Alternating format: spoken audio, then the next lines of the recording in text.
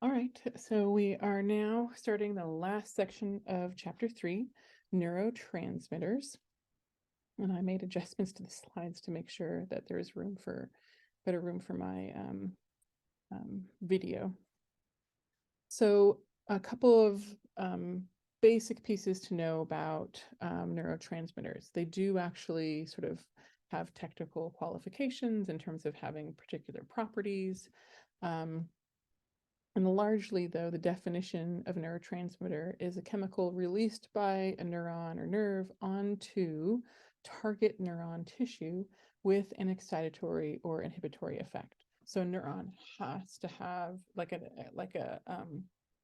neurotransmitter has to have like a cause and effect sort of proven relationship for it to be considered a neurotransmitter. Neurotransmitters are packaged in vesicles and transported down the axon through the axoplasmic transport. So we already saw the vesicles that were these little tubule, like little tiny circular vesicles. The axoplasmic transport, that's through the axon, and it's generally these sort of little filaments and stuff like that that is that transport sort of pathway. And that's what the neurotransmitters in the vesicles, the vesicles sort of travel down those filaments. And there also properties of a neurotransmitter is that it can have an agonist, which is chemicals such as drugs that help a neurotransmitter do its job. So if it's excitatory, it helps it be excitatory. And an antagonist, that actually a chemical that hinders a neurotransmitter from doing its job. So if you have a neuron that's supposed to have, an excitatory effect on its postsynaptic dendritic friend, then an antagonist would actually try to sort of defeat that purpose and make that excitatory effect less feasible. All right, so let's look at some of the neurotransmitters and the various classes. Looks like there's one. This is a thalamus, so you can kind of confirm that little arrow is pointing there. All right, so acetylcholine is a common excitatory neurotransmitter. It's found throughout the body and at the neuromuscular junction where peripheral neurons affect muscles. It's really used in movement a great deal. So basically at that point where you have the central nervous system correct with the sort of peripheral nerves, and right at that point where the peripheral nerves actually connect with the muscle to make these movements, that's where acetylcholine is, at that neuromuscular junction. And it has two types of receptors, muscarinic and nicotinic. And and just to tell you a little bit more, acetylcholine is part of the cholinergic system. So you can see the choline here. And it is active in maintaining attention and waking EEG patterns. It's thought to play a role in memory by maintaining neuron excitability. So like actually when you're trying to remember something during a delay, they've done recordings, on the neurons in the brain and can see that there are neurons that specifically fire when you are trying to hold a mental image in mind and trying to hold something in memory. So they're not on while you're sort of like actually hearing the things, but as soon as you have to remember it and maintain it, these neurons sort of shoot up and stuff like that. So this is the type of thing. Oops. That was not intended. So this is the type of thing, maintaining neuron excitability to kind of keep those things active in memory. And the death of cholinergic neurons and a decrease in acetylcholine in the neocortex, which is basically the whole space around here, are thought to be related to Alzheimer's disease and other types of degenerative brain disorders. And so you can see both of these brain sections, excuse me.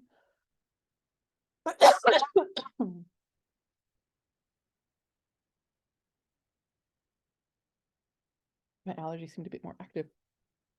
This is basically the the pathways that acetylcholine, the cholinergic system has within the cortex. It's got this midbrain here, and this sends these projections out, meets the basal forebrain nuclei, and the nuclei is just a collection of cells. And then those shoot out to all of these other areas of the frontal cortex, the parietal cortex, even back to the occipital lobe. All right, actually see if I can pause this recording real fast.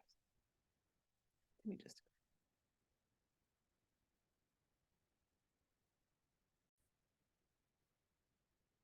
So, sorry, I had to take a quick break. My allergies are really acting up.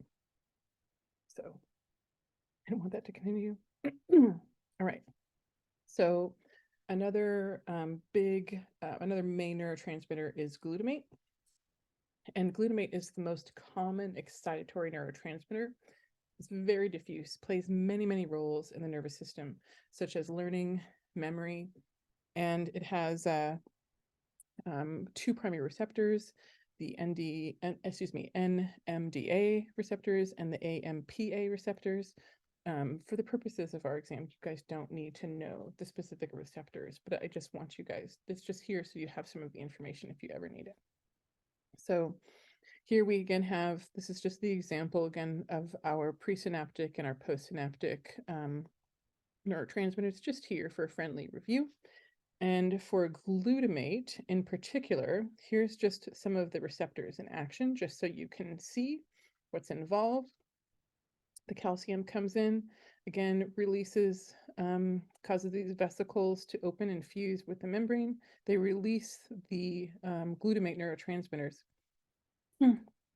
And then, of course, sodium leaves the cell, potassium floods in the cell.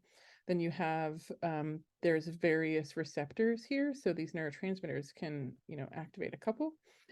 So then calcium would, here you have an NDMA receptor that gets activated by this calcium. Then you'd have a metatropic receptor that causes downstream effects.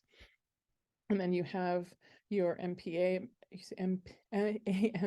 receptor, which causes, again, sort of normal changes, the typical changes in sort of sodium leaving and potassium flushing into the cell at particular times. So just a little bit more in kind of context for glutamate. One of the next neurotransmitters is GABA. GABA is a inhibitory neurotransmitter we're talking about, and you really need kind of balanced GABA and glutamate in terms of having your main primary inhibitory and sort of excitatory neurons relatively balanced. And it's thought that when you have too much glutamate, too much excitatory, then that might be related to anxiety, perseverating, restlessness, migraines, tics, and other types of motor stereotypes and stuff like, flapping or stimulating and things like that. So just sort of put this out here in terms of some context of what glutamate, sort of one of the roles that it plays in your body. Now, here we have GABA. So GABA is the most common inhibitory neurotransmitter, and it's formulated by a simple modification of the glutamate molecule. So you can see how sort of the imbalance of them could be particularly important, because especially since they're really quite related to each other, but just basically a simple sort of molecular shift. So GABA opens calcium channels for the influx of calcium to hyperpolarize the cell. And that is a sort of path towards inhibitory effects. And alcohol and benzodiazepine are agonists. So that means that they make GABA, they facilitate it, they make it work better. And so that can give rise to some of sort of really withdrawal effects, and giving rise to also just really more disinhibited behaviors that are really common with alcohol and benzodiazepine medications. And so here is how these types of the benzodiazepines and the alcohol, some of the molecules of those can actually basically activate the GABA protein and give rise to some of these inhibitory effects when they're not actually meant to be occurring, which, as you could see, could be really quite problematic. All right, now one of the next classes of neurotransmitters is monoamines.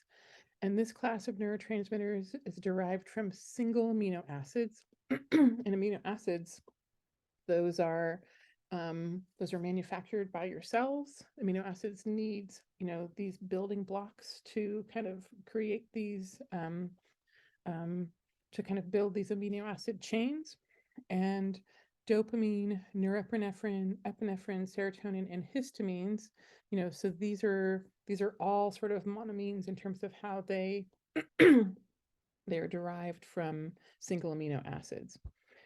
And one of the important things to know about amino acids and how they can be related, as you can see here, all of these have these sort of same derived from these single amino acids from this one to this one here. And that if you have anything early on, so that if you are low in tyrosine, for example, which is what happened in Awakenings with Oliver Sacks, there's some really great YouTube videos right here, and you can look it up. And anything with Oliver Sacks that he's written is really, really well done and really entertaining. They're just really fun to read. He basically writes about, some of his neurological patients and what he's learned from them, and it's really quite fascinating. He's inspired a lot of scientists just in terms of, talking about, people going, through unusual things and really looking into what might be going on in the brain and neurochemistry. So, due to a particular side effect of flu, I can't remember, it affected individual sort of tyrosine levels, and they dropped. And when you didn't have those, you weren't able to create L-DOPA, and without L-DOPA, you weren't able to create dopamine, which is also heavily involved in movement.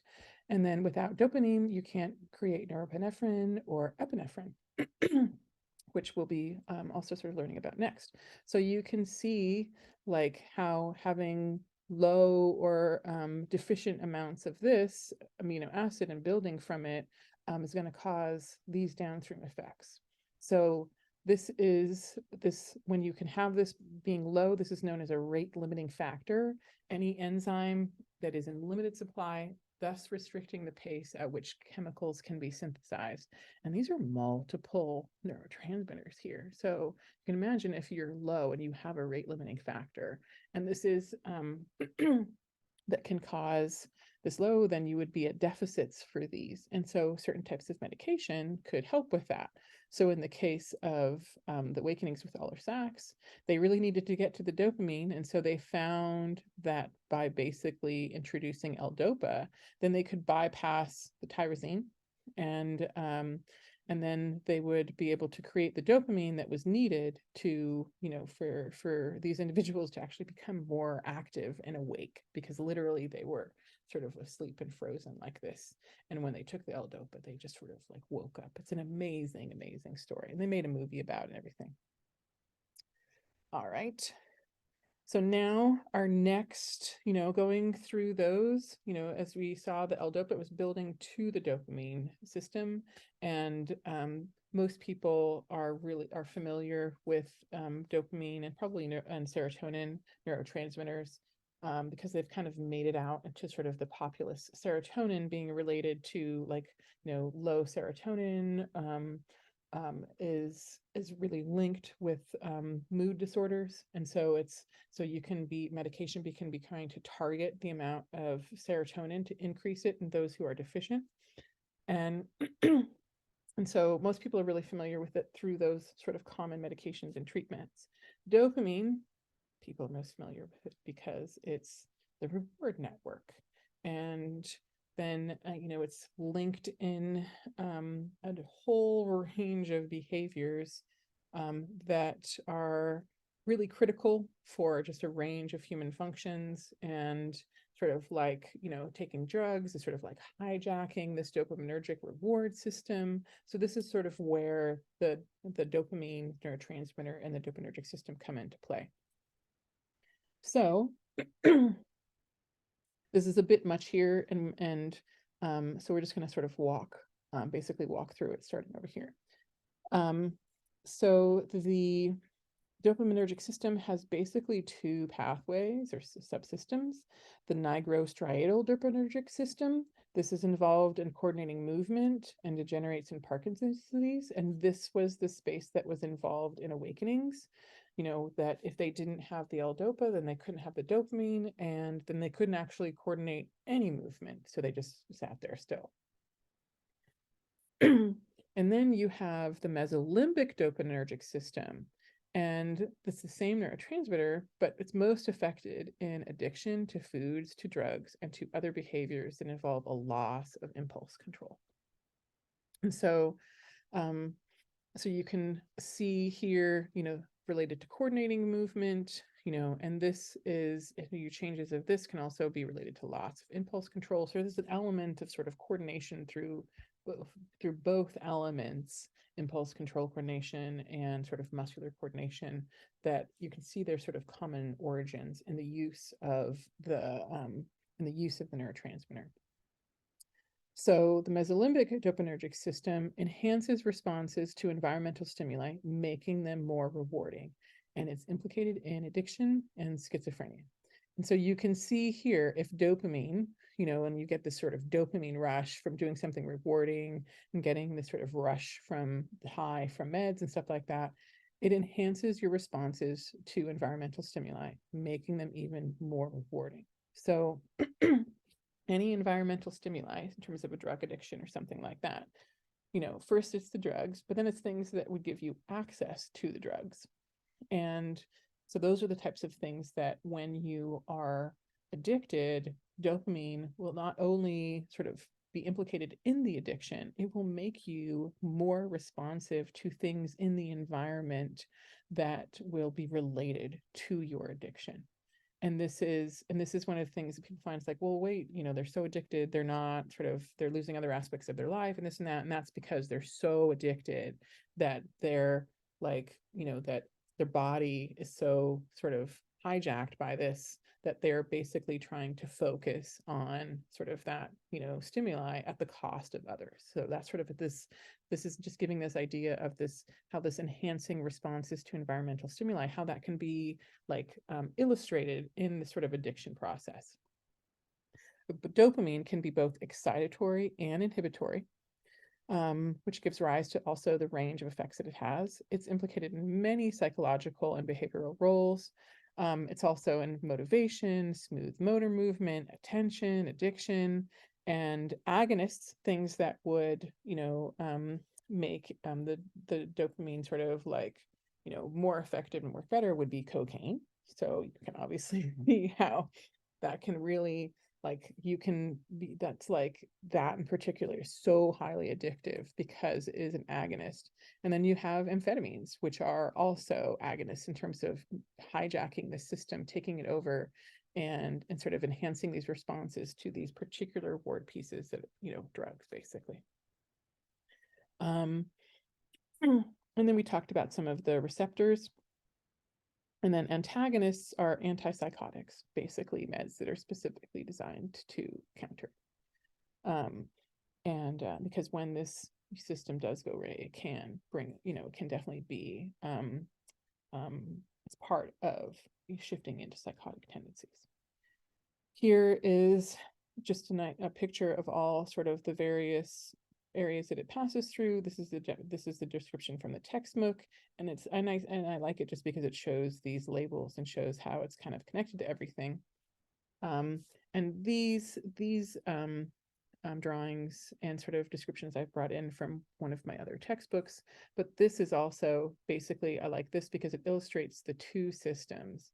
And And then you can see the interaction with the cerebellum, and even these spaces, and elements of really reactive into environmental stimuli can be, sort of, there's an element of orienting reflexes that are also down into this brainstem space. Then you have the nucleus accumbens and the basal ganglia. This is heavily involved in sort of reward learning. And this is also, again, the dopamine helps with actually learning and reward learning and making, trying to, like, oh, I got the answer right. You get that dopamine hit. It can assist with that. But then, when used or sort of hijacked for different things, the same system can be really, really debilitatory in terms of, addiction. But then you can see here how these are in the substantia nigra, and they, right up here into the caudate nucleus, and these are going to have connections that the caudate, and then going to be connecting to aspects of motor systems, through a number of pathways. But these will basically go all the way around. And this has, oh, and here you can see this sort of, you have some of the orange, like heading off here. So some of these have these sort of crossings of the both of the nigrostriatal and the mesolimbic. And then, as you can see from this demonstration here, it really does go all the way back through the cortex, in terms of sort of like influencing and having these connections. So, and here, this description, just giving a little bit more detail, the dopaminergic system, again, has these two pathways. I like this, it gives the explanations for this. So the orange and the purple. And this is active in maintaining normal motor movement. And again, loss is related to dyskinesia, which is, sort of really, having a hard time with movement and sort of rigidity. So being really in dyskinesia is like involuntary sort of movements. And those are the pieces in, Parkinson's disease. And then the mesolimbic, as we've gone through, dopamine release causes the repetition of behaviors. So again, you get that dopamine release and it learns, and it's like, oh, I get this. I'm going to then go ahead and repeat this behavior because this is the reward I'm expecting. So again, you can see how this fits into addiction. And this is thought to be the neurotransmitter most affected by these. And then increases in dopaminergic activity may be related to schizophrenia, where decreases may be related to deficits of attention. So it's also thought there might be a little bit of relation of having some dopaminergic components to aspects of ADHD. And then we have neuroepinephrine and epinephrine. So, and these again were the things that developed after dopamine, then that extended into these. And these are both excitatory. So talking about the neuroepinephrine, well, and they're both part of, sort of this neuroadrenic system. Or actually, excuse me, neuroepinephrine is part of the neurogenic system, and then epinephrine is related, which I get to next. So neuroepinephrine is more common in the central nervous system. It's related to arousal, attention, mood, and the fight or flight response. Its receptors are alpha and beta. And so norepinephrine or noradrenaline is also thought to play a part in learning by stimulating neurons to change their structure, because learning, if you were to learn something, must have some actual physical manifestation in the brain. So if you've learned something, your neurons must have changed shape and structure in some multiple ways to have that sort of memory embedded within sort of your network of cognitive associations, memories, and so on. Norepinephrine may also stimulate healthy brain development and contribute to organizing movements. This would be occurring during development when you might have the going through the earlier sort of embryonic and cell differentiation. And behaviors and disorders related to the neurogenic system concern emotions. And it's really interesting because emotions and mood comes up a lot. Most of the neurotransmitters, the dopamine, the serotonin, the norepinephrine, all of these, like, again, they're having some of these similar amino acid structures, at least for the dopamine and all of these. And so mood is something that is actually paramount in a number of roles for neurotransmitters within aspects of our emotions, which, you know, really also highlight the complexity of emotions, and that it's so consistently there in emotions. There's a lot of various sort of ways, you know, just showing the complexity and also showing the continuous, that multiple things are involved in this. Multiple neurotransmitters are involved in emotion and mood, and really highlighting the importance of these components in the brain. Because if you have multiple things, you know, trying to support it, it's also kind of trying to bring a little bit out, like, oh, we have multiple things that are here to support this stuff to help it not go awry. And but there's historically just been so little focus on emotions. That's unfortunately such a recent area, and it is I'm talking about it a little bit because it is my primary area of expertise. And really, we are just learning about sort of how it's represented in the brain. It's really quite different than some people think. And I'll try to bring in some things when I get to the emotion chapter. And then it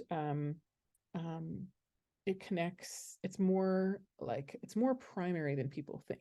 So a lot of time is spent thinking of emotions as things that you shouldn't be having, that they're distractors for your cognition and stuff like that. So people have not really learned like really what their emotions do and how they help them, and like how their emotions tell them about like what their body is sort of almost thinking and feeling, you know, because there is this connection between, you know, your brain and aspects of your body, but they're not like, they can, you know, your body will be going through things to sort of represent anxieties and all that kind of stuff, and, you know, or physiological arousal, and your brain will interpret that information, you know. So just sort of, these are the types of relationships between sort of the mind body connection aspects.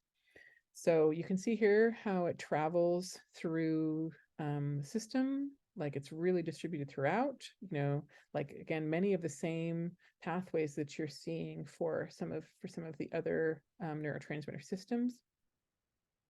And here they're talking about the norepinephrine being active in maintaining emotional tone. So there's an element of sort of consistency. Decreases in norepinephrine are activity are thought to be related to depression, and increases are thought to be related to mania. So these are some of the elements of where you can see this sort of high and low, you know, combination. And decreased norepinephrine is also associated with hyperactivity and attention deficit hyperactivity disorder. So these are some of the, and noticing the fact that you've got this element of maintaining emotional tone, you know, and like overexcited behavior versus really sort of blunted depression behavior, and attention hyperactivity disorder. These are all sort of like things that are just sort of like regulated, you know, and so even again, similar pieces of how neurotransmitter is going to be supporting these sort of various cognitive structures that we rely on, and cognitive processes, excuse me. And so, and then next we come to epinephrine, also called adrenaline, and it is synthesized from norepinephrine. So again, coming again further down the line, and it is more common in the peripheral nervous system. And it's related to arousal and the sympathetic nervous system activity of flight or fight. And its receptors are also alpha and beta. And so, and yeah, but the activation of your sympathetic nervous system in terms of times of readiness and stress, and it can activate that's really significant fight or flight response. And then whether people probably run or whether people fight probably depends on some of the other neurotransmitters, but this one's sort of like, hey, get ready for it, and you know, in the end, in that moment, you figure out what you're going to be. All right, moving on. Then we have serotonin. Again, this is the other sort of very popular and well-known neurotransmitter. It is also excitatory and inhibitory. It plays a role in wakefulness and learning. And this is where some of the melatonin can activate some of the serotonin that's really related in sort of helping sleep at particular times. It's also related in mood, sleep, hunger, and pain. Imbalances are associated with depression, schizophrenia, obsessive compulsive disorders, sleep apnea drugs commonly used to treat depression also act on serotonin neurons. So you can see here like a whole host of things that it's involved in. And its agonists, things that sort of fight against it, are hallucinogens, and the serotonin reuptake inhibitors, which is one of a common medication. That the serotonin reuptake inhibitors basically means the serotonin is not sort of reuptake, which we'll talk about actually and it stays in there, and the so it keeps them in, that keeps the serotonin in the synapse instead of sort of absorbing it back into the presynaptic neuron. And so when it stays there, even a smaller amount, if you're a deficit, if you have lower serotonin, but if you basically say, don't pick it up, leave it in the synapse, then it can actually fire a little bit more. So they're, so that's trying to help it and sort of work better. And then, oh, I mean, I read that as antagonist, I'm sorry, but I was to say, wait, agonists, you know, like these help make it work better. And so hallucinogens help make serotonin work better. I don't know about that in any medication pieces. So that is, hallucinogens is not an area of mine. But SSRIs, that reuptake inhibitor that leaves the serotonin in there longer, that's a primary medication to facilitate and make serotonin work better. And so here you can see, look at how distributed this is. Multiple major nuclei throughout the whole brain, all throughout, multiple pathways. And you can see here, it's really one of the most distributed just in terms of these diagrams. And you can see some of the additional information over here that we reviewed. Maintaining a waking EEG pattern, related to specific mood disorders, and also related to sleep apnea. So this is the final piece of serotonin. And then we have the neuropeptides. And so these are protein molecule neurotransmitters. So we had like small amino acids, amino acid chains, and then the neuropeptides are protein molecules. And it's a multifunctional chain of amino acids that acts as a neurotransmitter. And it's synthesized from the mRNA on instructions from the cell's DNA. Synthesis is slow, and peptides act slowly and are replaced slowly. So this is, again, one of the other things of differences between, you know, the neuropeptides versus the monoamines. And so they do not, neuropeptides do not bind to ion channels. They do not have direct effects on the voltage of the synaptic membrane. What they do is they activate synaptic receptors to indirectly influence cell structure and function. They act as hormones. They regulate eating and drinking and pleasure and pain. So here's some examples of peptide transmitters right here. So the example is this endogenous opioids, which you can see in aspects of here. Agonist, things that help it work better, heroin, morphine, codeine, and oxycodone. And then the antagonist is the naloxone. So you could see here that some of these are like related into like, okay, this is an anti-overdose drug. And that these things help it, you know, like work. These are extremely dangerous and highly, highly, highly addictive. And then we have our receptors here.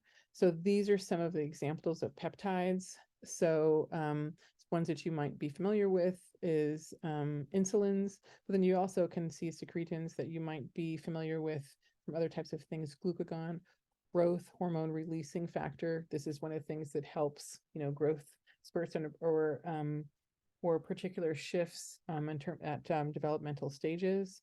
And so you can just see some of these here, and some of these are common medications. And our final piece.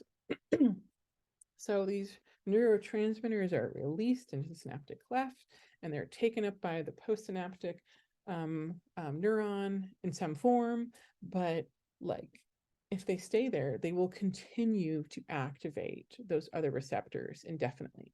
And that's a problem. You don't want it to be like, hey, stimulated, woohoo. You know, these action potentials are going quick. So it has to be like, hey, we're sending this one down, and then we got to get this space cleared for the next ones. So it has to be ready for like rapid new information.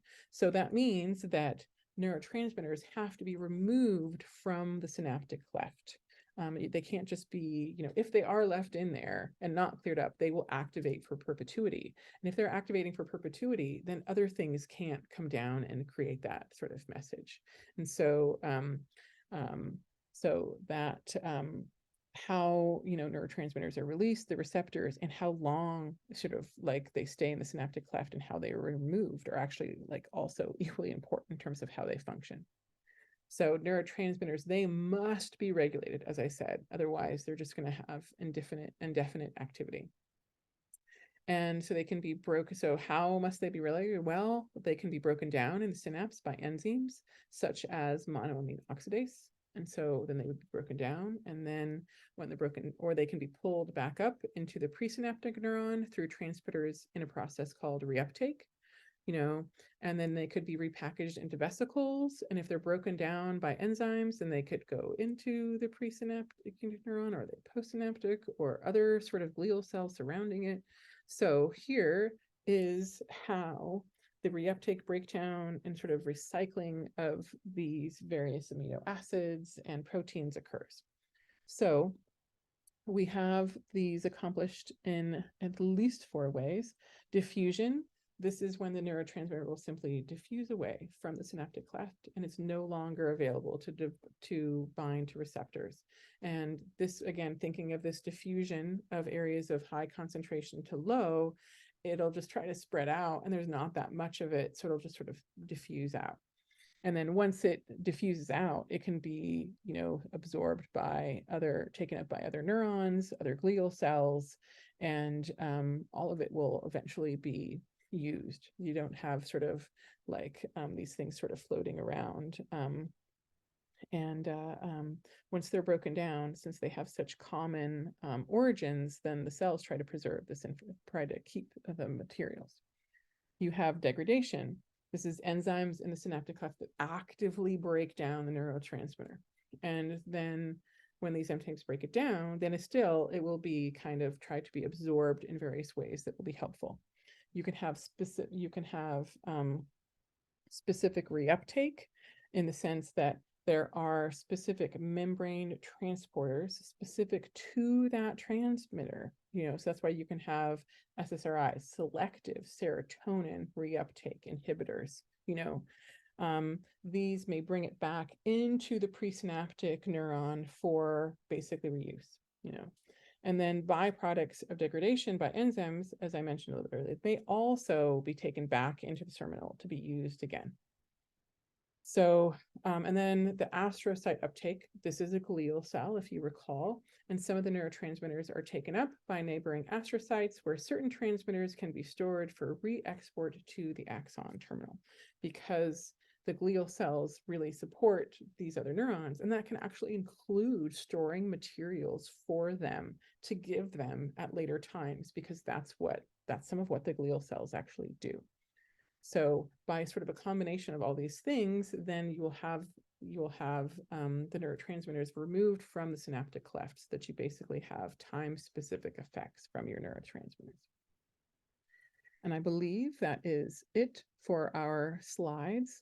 The last couple of slides, again, are the key terms and the things that generally you want to kind of keep in mind or know a little bit more for the exam. And as always, the more that we talk about it, the more you probably want to know it. So you guys take care. I will see you in chapter 4. And thank you guys all for the sort of the flexibility that I've needed the past couple of days. Take care and have a really fabulous holiday weekend.